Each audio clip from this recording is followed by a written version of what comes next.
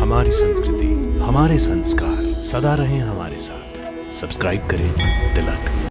इस पत्र में लिखा है कि शिशुपाल की बारात कुंडेनपुर पहुंचने वाली है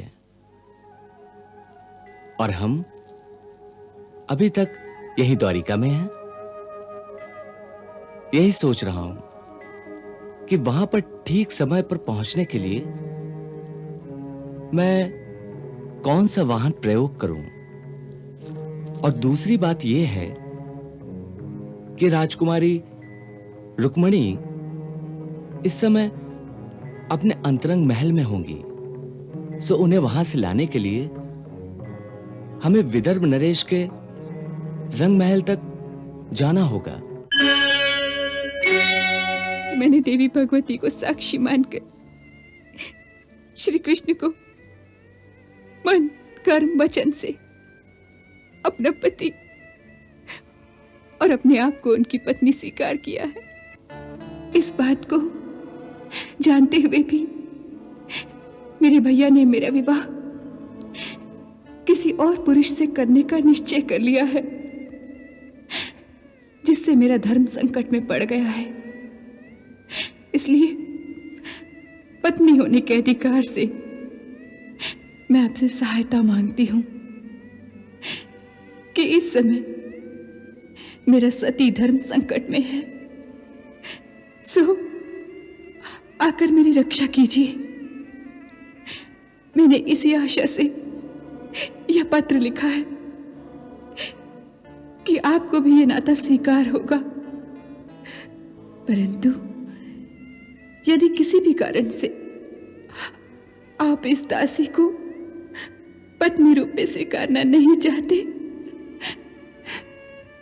तो कोई बात नहीं, फिर आपको मेरी चिंता करने की कोई आवश्यकता नहीं। मैं अपनी चिंता स्वयं कर लूंगी। ऐसी परिस्थिति में केवल एक ही बात कहूंगी कि किसी भी कारण से आपको इस नाते से इनकार भी हो तो भी जहां तक मेरा संबंध है, मेरे लिए ये नाता अटूट है, क्योंकि मेरे लिए तो ये नाता तभी हो गया था जब मैंने देवी मां के सामने प्रण किया था, और एक सती का प्रण अटल होता है, बदल नहीं सकता।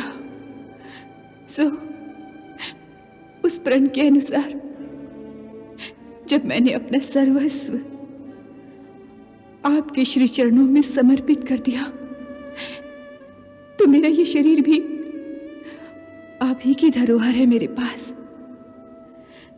इसलिए इससे पहले कि कोई परपुरुष इस शरीर का स्पर्श कर सके, मैं इसकी रक्षा के लिए ये शरीर मृत्युदेव को सौंप दूंगी। समय बहुत कम है, बारात हमारे नगर पहुंचने वाली है, इसलिए या तो दासी को स्वीकार करके इस समय अपनी वीरता का प्रदर्शन करिए और मेरी रक्षा कीजिए, नहीं तो मेरा अंतिम नमस्कार स्वीकार करके मुझे ये संसार छोड़ने की आज्ञा दीजिए। आपकी जन्म जन्म की दासी रुक्मणी।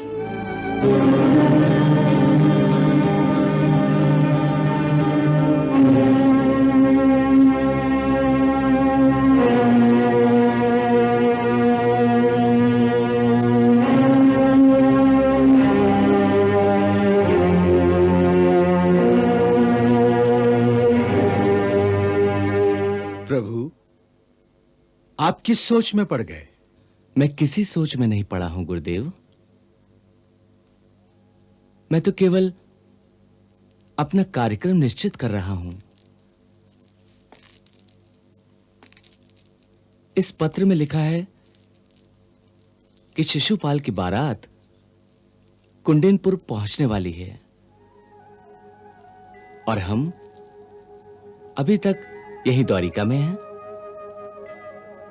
यही सोच रहा हूं कि वहां पर ठीक समय पर पहुंचने के लिए मैं कौन सा वाहन प्रयोग करूं।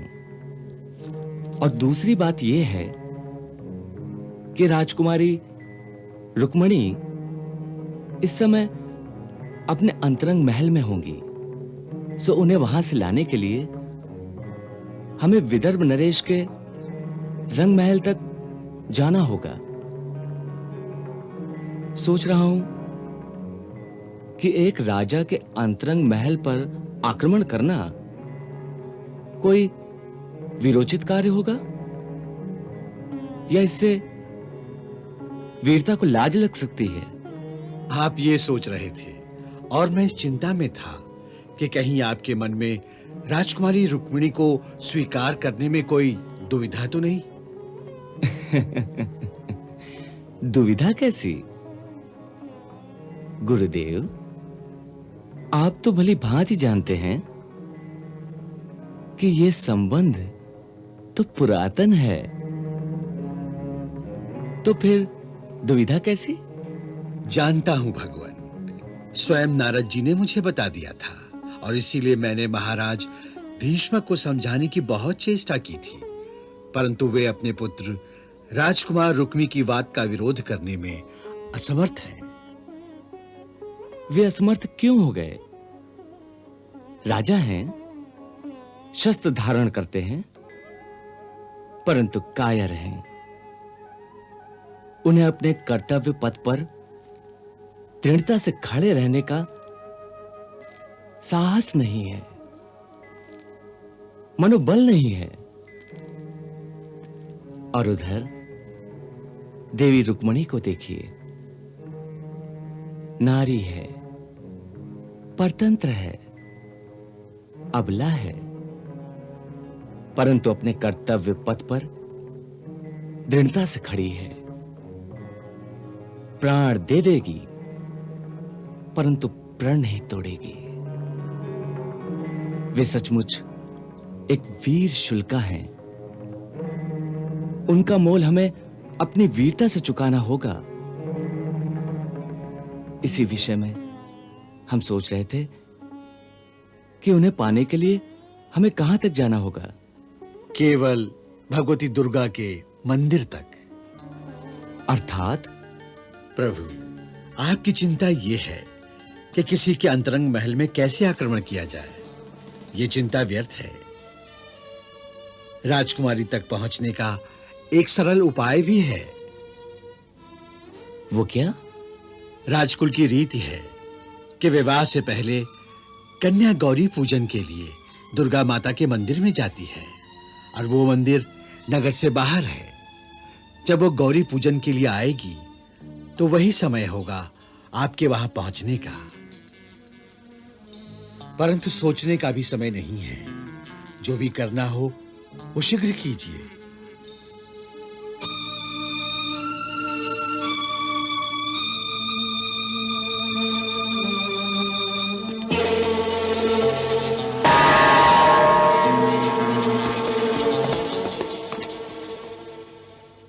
जाओ, हमारे सारथी दारू को नींद से जगाओ और कहो कि तुरंत हमारा रथ तैयार कर दें और उनके पास जो सबसे तेज और शीघ्रगामी घोड़े हों उनको हमारे रथ में जोतें। हमें इसी समय रातों रात प्रस्थान करना है।